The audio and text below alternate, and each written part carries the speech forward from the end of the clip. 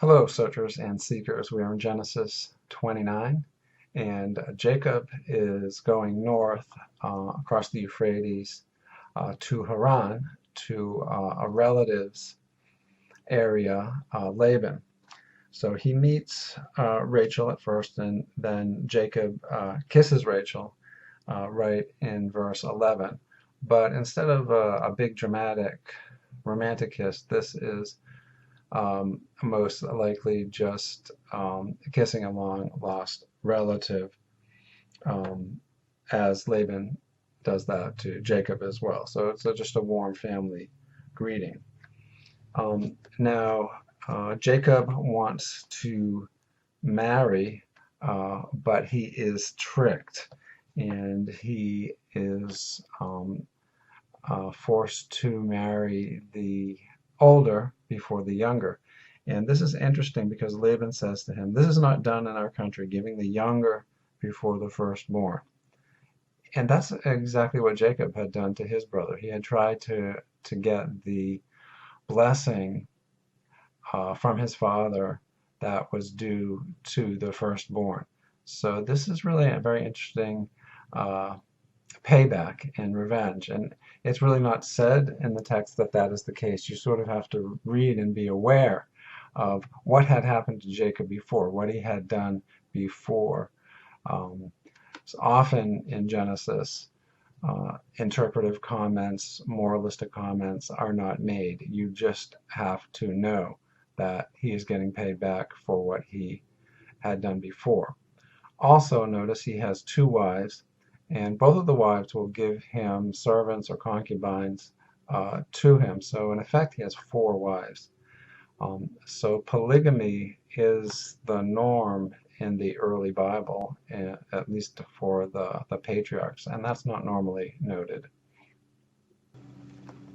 In verse 31, it says, when Yahweh saw that Leah was unloved, he opened her womb, but Rachel was barren.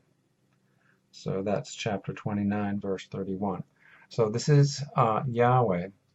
And although Yahweh is often conceived of as an anthropomorphic deity, a deity who is like a Greek god, this superhero, superhuman being, here we see that Yahweh can affect which families have children and which don't.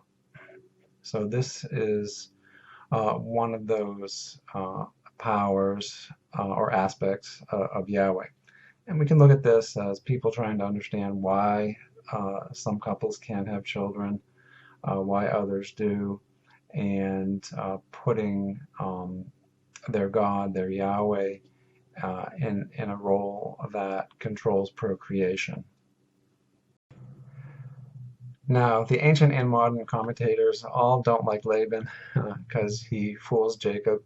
But it's very interesting. Why do we have this story of Jacob trying to steal a birthright?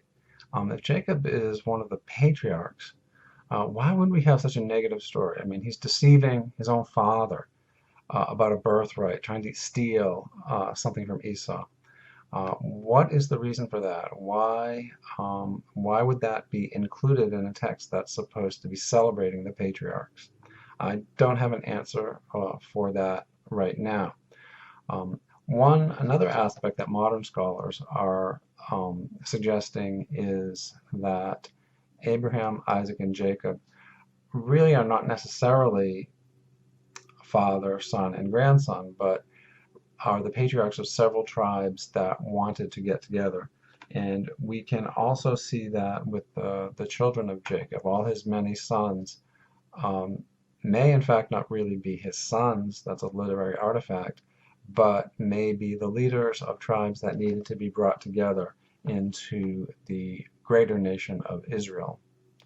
That's speculative, but I think it could explain a lot. We don't have a lot of history of this period, so there's very little historical accuracy as far as what we can validate. So on the question of historicity, we just don't know. In chapters 30 and 31, we have an account of the sort of battle of wills between Laban and Jacob, and who is going to inherit what, what sheep and goats, and which deals are made. And it appears that we have two different sources, one using the name Yahweh, one using the name Elohim. And so there are various interpretations of how the actions of God relate to this. Is it God's intention, or is it the actions of Jacob? Now, one thing that has occurred is that Rachel steals her father's household gods. This is in chapter 31, verse 19. And this is a very strange action, which we have no historical validation of. But recent archaeological studies have shown that in the Haran area, your rights to your land and flocks were often related to the possession of the household gods. So these were very important. So perhaps Rachel took them to ensure that Jacob would be protected. It's as if you went to a court or a tribal meeting and you wanted to press a claim, and you would say, you'd be asked, well, do you have the household gods? Do you have that sort of deed? And so Rachel wanted to ensure that Jacob had that. So that's a very interesting take on that. That's an example of how archaeology can dig up texts that can be translated in these Semitic languages, and they can give us a picture of the legal and historical situation of the time. So that may explain the importance of these household gods. In chapter 31, verse 42, we read of the fear of Isaac, referring to God. And that word in Hebrew, pachad, is sometimes translated fear, but it's really an obscure term. We don't know exactly what it means. Perhaps it means something more like the awesome one of Isaac. So fear, deep respect, the sense of awesomeness that creates a trembling that's almost like fear, could be a better translation. So some call it the awesome one of Isaac. In chapter 32, verse 9, we hear Jacob say, O God of my father Abraham and God of my father Isaac, O Lord. So he's referring to God in a way that relates to the God of his father and grandfather. So that is one of the first times we're seeing this way of identifying God as the God of a forebear. In chapter 32, Jacob wrestles with a man, or perhaps that man is some sort of divine figure or angel, and his name is changed from Jacob to Israel. And Israel is derived in the text as meaning someone who has striven with God, how someone has struggled with El. But some scholars suggest that perhaps the real origination of the name Yisrael, it comes from God rules. So this folk etymology may not be totally accurate linguistically. Nevertheless, this becomes the name of the United Tribes under the national name Israel.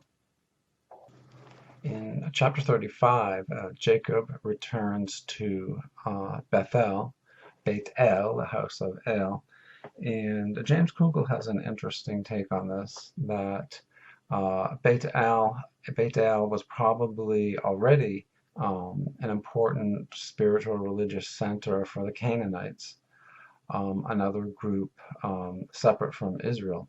And El was the name of their god, so Beit El, the house of God, the residence of God in this city, was already very important to them. So what do the biblical writers want to do? They want to say, oh, no, this is actually a result of Jacob's dream. And he sets up a masabah, an altar, and later in the biblical tradition, masabahs will be condemned. And as he journeys, a terror from God, from Elohim, fell upon the cities around them so that no one pursued them.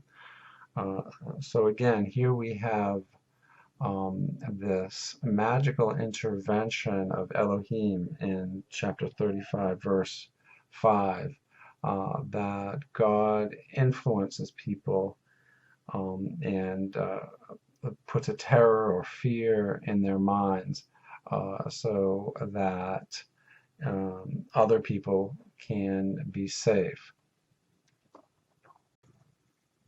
In chapter 35, we have what appears to be a different account of Jacob's name changing to Israel. Here it appears to be a source that uses the name Elohim versus the other source that used the name of God Yahweh. So it looks like there was a repetition or a duplicate account of this change of names.